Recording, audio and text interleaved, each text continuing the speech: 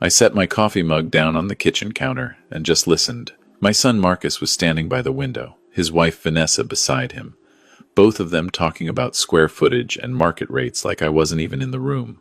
That night, after they'd finally left, I opened Catherine's folder from the safe and called the lawyer in Wyoming about activating what she'd called our escape plan. But I'm getting ahead of myself. Let me back up so you understand how I got here, and more importantly, who everyone is in this mess, because it matters. I'm Richard Patterson, 67 years old, retired civil engineer, spent 42 years designing water treatment systems across the Midwest. My wife Catherine passed away 6 weeks ago from heart disease. She was 65. We'd been married for 43 years. We have 2 children, Marcus, 41, who works as an investment banker in downtown Chicago, and is married to Vanessa, and Diane, 38, a marketing executive, married to a guy named Brad who sells commercial real estate. Then there's my nephew, Tommy. He's 26, a wildlife photographer. His mother was my younger sister, Linda, who died in a car accident when Tommy was 7. Catherine and I raised him alongside our own kids. To me, he's just as much my son as Marcus is. That's the family tree. Keep it straight, because it gets complicated. The day of Catherine's funeral was cold. February in Chicago, the kind of cold that gets into your bones and stays there. St. Michael's Church was full. Catherine had been a nurse for 38 years before retiring, and the community loved her. I sat in the front pew between Marcus and Diane. Tommy sat on my other side, his hand on my shoulder during the eulogy. What I remember most about that day wasn't the service. It was afterward, at the house, during the reception. I was in the kitchen making coffee for guests when I heard Marcus and Vanessa talking in the hallway. They didn't know I was there. The house has to be worth at least $850, maybe $900,000, Vanessa was saying. And you said there's the retirement accounts, the savings, Mom's pension, Marcus replied. That stops now that she's gone, but Dad's is solid. Plus, whatever life insurance there was. I stood there with the coffee pot in my hand, frozen. We need to talk to him about downsizing, Vanessa continued. This place is way too big for him alone. He should sell, move into a condo. The market's hot right now. Give it a week, Marcus said. Then we'll bring it up. They didn't give it a week. 3 days later, Marcus showed up at the house with a folder full of real estate listings. Dad, we need to talk about your living situation, he said, spreading brochures across the dining room table. Senior apartments, assisted living facilities, condos in retirement communities. I'm 67, not 90, I told him, and I'm not going anywhere. Be realistic, Vanessa chimed in. She'd come with him, apparently. This house is 4 bedrooms, 3 bathrooms. The yard alone is half an acre. The maintenance, the property taxes, it's too much for one person. I've been maintaining this house for 40 years, I said. I think I can manage. It's not just about managing, Marcus said, using his banker voice, the one he probably used with difficult clients. It's about being smart with your assets. You sell now, you could clear $700,000 after the mortgage. Invest that properly. Combined with your pension and Social Security, you'd be very comfortable in a nice 2-bedroom condo. And what happens to the equity I'd be giving up? I asked. Marcus and Vanessa exchanged a look. Well, eventually that would be part of the estate, Marcus said carefully, which Diane and I would inherit. So, really, we're just talking about timing. There it was. The house wasn't too big for me. They wanted to liquidate it now so they could get their hands on the money sooner. I'm not selling, I said. Diane arrived the next day with Brad. Same conversation, different approach. Daddy, we're just worried about you, Diane said, using the voice she probably used in her marketing pitches. You've been through trauma. You're not thinking clearly. This house has so many memories of Mom. Wouldn't it be easier to start fresh somewhere new? Every memory of your mother in this house is precious to me, I said. Why would I want to leave that? Because holding on to the past isn't healthy, Brad said. He had this habit of leaning back in his chair with his hands behind his head, like he owned the place. My therapist says that after loss, people need to make big changes to process grief properly. Your therapist? I repeated. Certified professional, Brad said. Charges $300 an hour, so you know he's good. Over the next 2 weeks, it got worse. Marcus hired an appraiser without asking me. The guy showed up at my door with a clipboard, saying Marcus had sent him to evaluate the property. I sent him away. Diane called a moving company and got an estimate for packing up the house. Vanessa started coming by during the day while I was out, measuring rooms and taking pictures. I caught her in Catherine's sewing room once, photographing the built-in cabinets Catherine had loved. "What are you doing?" I asked from the doorway. She jumped. "Oh, Richard. I was just thinking about staging ideas. You know, for when you list the house." "I'm not listing the house." "Not yet," she said, with this smile that didn't quite reach her eyes. "But you will, and when you do, we want to make sure you get top dollar." The breaking point came 3 weeks after Catherine's funeral. I came home from the grocery store to find Marcus, Diane, Vanessa, and Brad all sitting in my living room. Marcus had used his old house key to let himself in. "We need to have a family meeting," Marcus announced. "In my house? Without my permission?" I set the grocery bags down. "Technically, it's our house, too," Diane said. "Eventually." "Sit down, Dad," Marcus said. "We've made some decisions." "Decisions," I repeated. Vanessa pulled out a folder, neat and organized. "We've consulted with an estate attorney. Given your age and Mom's recent passing, it makes sense to start transitioning assets now. Avoid probate, minimize estate taxes. All very standard. We've found you a beautiful condo in Oak Park," Diane added quickly. 2 bedrooms, 2 baths, all 1 floor. There's a community center, a shuttle to the grocery store. "We've scheduled the listing for next month," Marcus said. "April 1st, spring market's the best time to sell. We're using Vanessa's colleague, top producer in the area. She estimates we'll have offers within 2 weeks." I looked at them. My children, my son-in-law and daughter-in-law, sitting in the home their mother and I had built together, dividing it up like I was already dead. "Get out," I said quietly. "Dad, be reasonable. Get out of my house. We're trying to help you." "You're trying to help yourselves to my money," I said, "and your mother's memory. Now get out before I call the police and have you removed for trespassing." They left, but not before Marcus said, "We'll be back when you're thinking more clearly." After they'd gone, I stood in the empty living room for a long time. Then I went upstairs to the bedroom, to the closet where Catherine kept her important papers. She'd always been more organized than me, everything labeled and filed properly. I found what I was looking for in a fireproof box on the top shelf.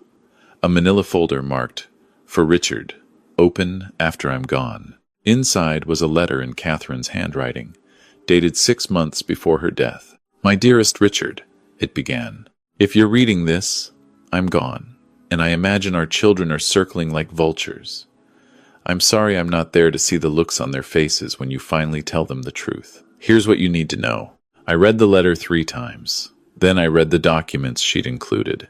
Property deeds, bank statements, trust documents, a timeline of steps to take, names and phone numbers of lawyers, accountants, real estate agents in Wyoming, photographs of a place I hadn't seen in 45 years.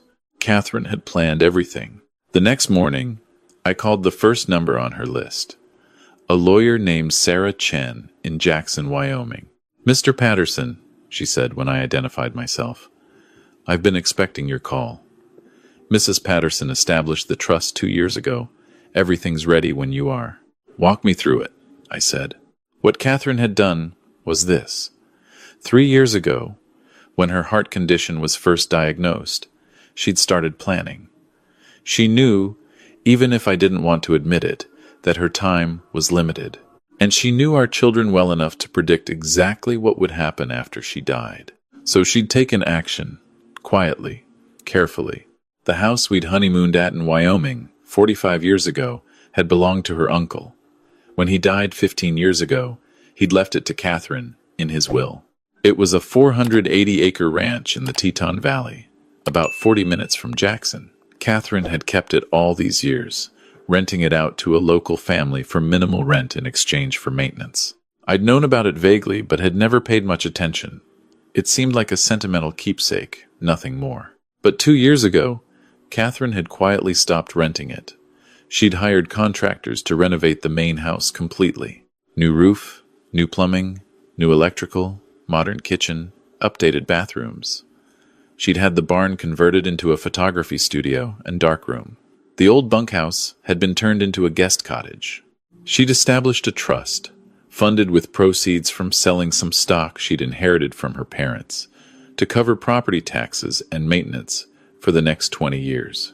Then, she'd set up a second trust. Into this one, over the course of 2 years, she'd gradually transferred money from our joint savings account, small amounts at a time, nothing that would trigger my attention when I glanced at bank statements. By the time she died, she'd moved $400,000 into that trust, leaving just enough in our regular accounts to look normal. The Chicago house? It had a second mortgage I didn't know about. Catherine had taken it out quietly 2 years ago for $150,000. She'd used that money, plus the money from selling her parents' old house, to fund the Wyoming renovations and the trusts. The payments on the second mortgage were set up as automatic withdrawals from an account I never checked. What this meant, the Chicago house that Marcus and Diane were so eager to sell had almost no equity. Between the original mortgage and the second mortgage, there was maybe $50,000 of actual value there. Everything else Catherine had quietly moved to Wyoming. She left you a way out, Sarah Chen told me on the phone.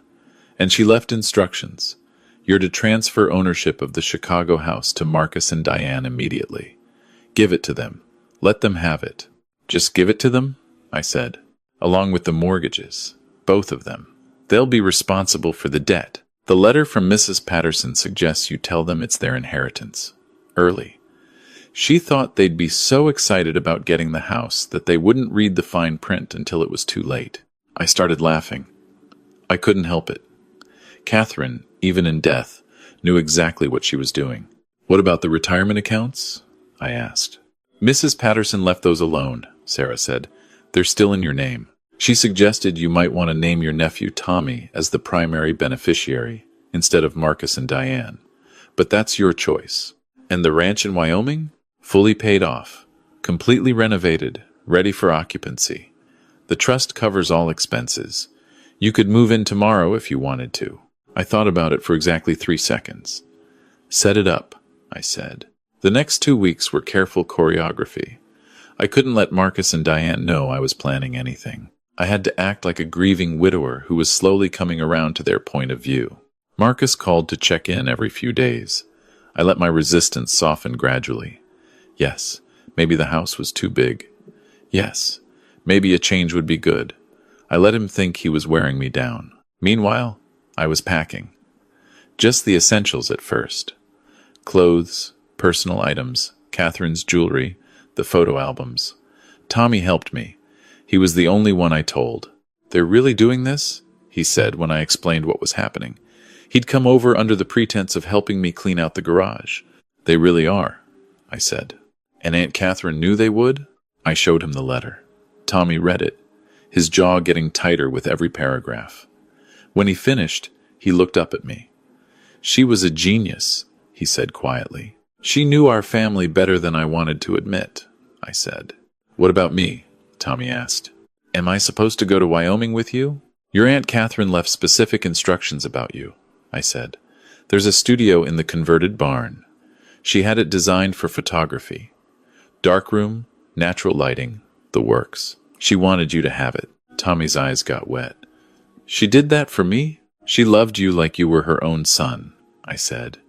You were the only one who visited her in the hospital every single day. The only one who called just to talk. She noticed, Tommy. She noticed everything. We packed carefully over the next week, rented a storage unit across town, and gradually moved things there. Catherine's china, the furniture that had belonged to my parents, books, artwork, anything with sentimental value. We left the big stuff, the obvious stuff, anything Marcus and Diane would expect to be there. The close call came on a Tuesday. I just loaded a box of Catherine's nursing textbooks into my car when Vanessa pulled into the driveway. Richard, she called out. Perfect timing. I wanted to talk to you about the kitchen remodel. The kitchen remodel, I repeated, closing the trunk. For after you move out, she said brightly. Marcus and I are thinking of keeping the house instead of selling. Use it as an investment property or maybe a vacation rental. But the kitchen is so dated. I was thinking white subway tile. Maybe a waterfall island. You're planning to remodel my kitchen, I said slowly. Well, it'll be our kitchen soon, she said. Marcus says you've agreed to sign the house over to him and Diane next month. I hadn't agreed to anything, but I just smiled. We're still discussing it, I said. What's in the box? She was looking at my trunk. Old books, I said. Thought I'd donate them to the library. Decluttering, like you suggested. She bought it. That's wonderful, Richard. It's so healthy that you're letting go. If she'd looked closely, she would have seen that my car was packed full. But she didn't look. She never really looked at me at all. The final meeting happened 4 weeks to the day after Catherine's funeral. I'd called it myself, asked Marcus and Diane to come over, told them I'd made a decision about the house. They arrived within 5 minutes of each other, like they'd coordinated. Vanessa and Brad came too, naturally. Tommy was already there, sitting quietly in the corner. They barely acknowledged him. I've thought about what you said, I told them, sitting in my leather armchair, the one Catherine had given me for my 60th birthday. About the house being too big, about making a fresh start. You're right. It's time for a change. Marcus and Diane exchanged victorious glances. I'm going to sign the house over to the two of you, I continued. Split 50-50. You'll take ownership immediately. That's wonderful, Dad, Diane said. This is really the best decision. I think so too, I said. I pulled out the folder Sarah Chen had prepared. The deed transfer documents are all here. You'll need to sign as well, accepting the transfer and all associated responsibilities. Associated responsibilities? Marcus asked. The property taxes, the homeowner's insurance, the mortgages, all of that transfers with the deed, I said. Standard procedure. Mortgages? Vanessa's smile faltered. Plural? There's the original mortgage. About $200,000 remaining, I said. And the second mortgage, $150,000. The lawyer explained it all in these documents. I watched them read. Watched Marcus's face go from confused to pale. Watched Diane's hand start to shake as she flipped through pages. This house has a $350,000 debt? Marcus said. You said it was almost paid off. I said no such thing, I replied calmly. You assumed it was paid off. You never actually asked to see the mortgage statements. Who takes out a second mortgage at your age? Vanessa demanded. Your mother did, I said. 2 years ago. She had her reasons. This is insane, Diane said. With property taxes and insurance, this place costs $4,500 a month to maintain. We can't afford that. Then sell it, I suggested. Like you were planning to anyway. Sell it? Brad laughed bitterly. After transfer fees and realtor commissions, they'd be lucky to clear $100,000. Split 2 ways? That's $50,000 each for a house you've been telling us is worth almost $1 million. Market fluctuations, I said with a shrug. Can't predict these things? There's something else going on here, Marcus said, his banker instincts finally kicking in. Where's the rest of the money? Mom's savings? The retirement accounts? The life insurance? The life insurance was a $50,000 policy that barely covered the funeral expenses, I said. The retirement accounts are mine, in my name alone. They'll stay that way. And Mom's savings? Diane pressed. She spent them, I said simply, over the last 2 years. Medical bills, some charitable donations, personal expenses. It's all documented if you'd like to see the bank statements. That wasn't technically a lie. Catherine had spent the savings, just not on what they assumed. You're not keeping the house either, Marcus said suddenly. Are you? You're going somewhere? Smart boy, my son. Too late, but smart. I'm retiring, I said, leaving Chicago. I've already closed out the accounts at First National, transferred everything to a bank in Wyoming. I'm moving next week. Wyoming? Diane said. Why Wyoming? Your mother and I honeymooned there, I said. Seemed like a fitting place for a fresh start. So you're just leaving us with a debt-ridden house and disappearing? Vanessa's voice was shrill now. I'm giving you exactly what you asked for, I said.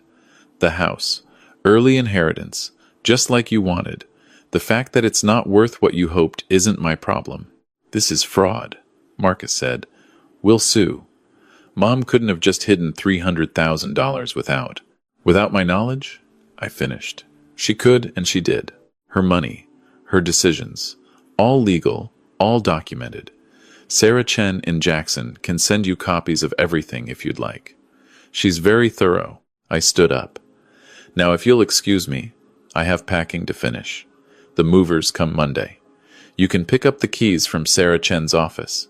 She's handling the deed transfer remotely. You can't do this, Diane said, and there were actual tears in her eyes now, but I suspected they were tears of rage, not sorrow. I already have, I said. Tommy, you ready? Tommy stood. He'd been quiet the whole time, just watching. Now he picked up 2 duffel bags I'd staged by the door. You're taking him? Marcus said. Of course you are. Your little charity case. Tommy's more family to me than you've been in years, I said. He's coming with me. The ranch has plenty of space. Ranch? Diane said. What ranch? But I was done explaining. Tommy and I walked out the front door of that house for the last time. I heard shouting behind us, Vanessa and Brad yelling at Marcus and Diane, everyone yelling at everyone, but it faded as we got into my car. How do you feel? Tommy asked as we drove away. Free, I said. The movers came that Monday, like I'd said, but not to the Chicago house. They went to the storage unit where Tommy and I had been hiding everything that mattered. They loaded it all into a truck and drove it to Wyoming. Marcus and Diane did try to contest the deed transfer. Sarah Chen called me 2 days after I'd arrived in Wyoming to tell me they'd retained a lawyer. It went nowhere. Catherine had documented everything meticulously. Every withdrawal, every transaction, every decision had a paper trail showing it was her money, her choice. The lawyer Marcus hired took one look at the trust documents and advised them to drop it. They kept the Chicago house for 3 months, trying to find a buyer who'd pay enough to make it worthwhile. Eventually, they sold it at a loss and split the remaining $53,000. Diane sent me a single text message. Hope you're happy. I was, actually. The ranch in Wyoming was everything Catherine's photographs had promised. 480 acres in the Teton Valley, with the mountains rising up to the east like ancient guardians. The main house was a sprawling log home with huge windows facing the sunrise. Catherine had overseen every detail of the renovation. The kitchen had granite counters and professional-grade appliances because she knew I liked to cook. The master bedroom had a reading nook because she knew I'd need somewhere quiet to think. The study had built-in bookshelves already filled with books she'd had shipped there over the past year, ones I'd mentioned wanting to read. It was like she'd built me a whole new life and left it waiting for me to find. Tommy moved into the converted barn. The photography studio had everything he needed: professional lighting, backdrop systems, a proper darkroom with temperature-controlled chemical storage. Within a month, he'd set up a freelance business photographing wildlife and selling prints online. He was happier than I'd ever seen him. I spent my days learning the land. There was a creek that ran through the property, cold and clear from mountain snowmelt, a grove of aspens that turned gold in September, elk that came down from the high country in the evenings. I bought a horse, a gentle old gelding named Copper, and rode the fence lines, learning every corner of my new home. At night, I'd sit on the back porch with a cup of coffee and look at the stars. You could see so many stars out there, away from the city lights. Catherine and I had sat under these same stars 45 years ago, young and newly married, talking about the life we'd build together. I found her last letter 3 months after moving in. It was tucked into a copy of her favorite book, The Yearling, on the shelf in the study. Richard, it said, if you're reading this, you made it. You're free. I'm so proud of you. I know you're probably feeling guilty, like you abandoned our children. Don't. They abandoned us first, years ago. When was the last time Marcus called just to talk? When did Diane last visit without wanting something? Tommy is your son now, the one who chose to stay when everyone else left. Love him like he deserves. Live the life we always dreamed about. Watch the sunrise from that porch. Ride through the aspens in September. Feed the elk that come down in the evenings. And know that every single choice I made was so you could have this. I love you. I'll always love you. Don't you dare waste this gift being sad, Catherine.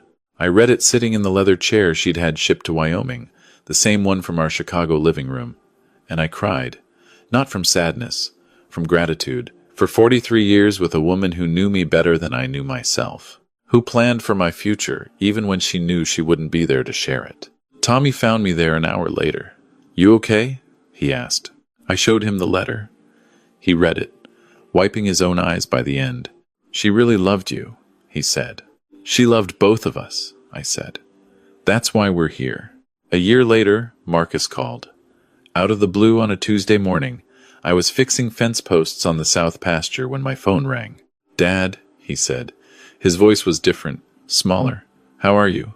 "I'm well," I said. "You?" "Fine. Good. Busy with work." A pause. "Vanessa and I are getting divorced." "I'm sorry to hear that," I said, and I meant it. Whatever else, I didn't wish unhappiness on anyone. "She was only with me for the money," Marcus said bitterly. "After the house thing fell through, after it became clear I wasn't getting a big inheritance, she changed. Started fights about everything. Eventually, she just left." I didn't say what I was thinking. That Catherine had probably known that too. "Diane and Brad are having problems too," Marcus continued. "Turns out when you marry for money and the money doesn't come through, there's not much left." "Why are you calling, Marcus?" I asked gently. "I wanted to say I'm sorry," he said, "for how we treated you, how we treated Mom's memory. You were right. We were vultures." I sat down on a fence rail, looking out at the mountains. "I appreciate that," I said. "Is there any chance?" He started, then stopped. "Could I come visit? See where you're living? I'd like to talk. Really talk. Not about money or inheritance. Just talk." I thought about it. Thought about Catherine's letter. About the years of neglect. About the way they descended on me like predators after her funeral. But I also thought about the fact that he'd called. That he'd apologized. That people can change. Sometimes. If given the chance. "Call me next week," I said. "We'll figure out a time. I don't know if Marcus will actually visit. Maybe he will, maybe he won't. But I left the door open because that's what Catherine would have done. She was always better at forgiveness than I was. Tommy and I celebrated his 27th birthday last month with a bonfire by the creek. He'd just sold his first major photo collection to a nature magazine. We cooked steaks over the fire and talked about his mother, my sister Linda, and how proud she'd be of the man he'd become. "Do you miss Chicago?" he asked me. I looked around at the property, at the mountains going purple in the sunset, at the life Catherine had built for me brick by brick, decision by decision, knowing she wouldn't be here to see it. "I miss your aunt," I said. "Every day, but Chicago? No. This is home now." And it was. The ranch, the mountains, the quiet mornings and star-filled nights. Tommy in his studio, me learning to be a rancher at 67. A life I never planned, but one that fit better than anything I'd left behind. Catherine had given me exactly what I needed. Not just an escape from greedy children, but permission to start over, to build something new, to be more than just a father, or a husband, or a retired engineer. To be myself, whoever that turned out to be. I still talk to her sometimes, out loud, when I'm riding the fence lines, or sitting on the porch in the evening. I tell her about the elk herd that's grown to 23 head, about the book I'm writing, a technical memoir about water systems engineering, about Tommy's success and the life he's building, about Marcus's call and the possibility of reconciliation.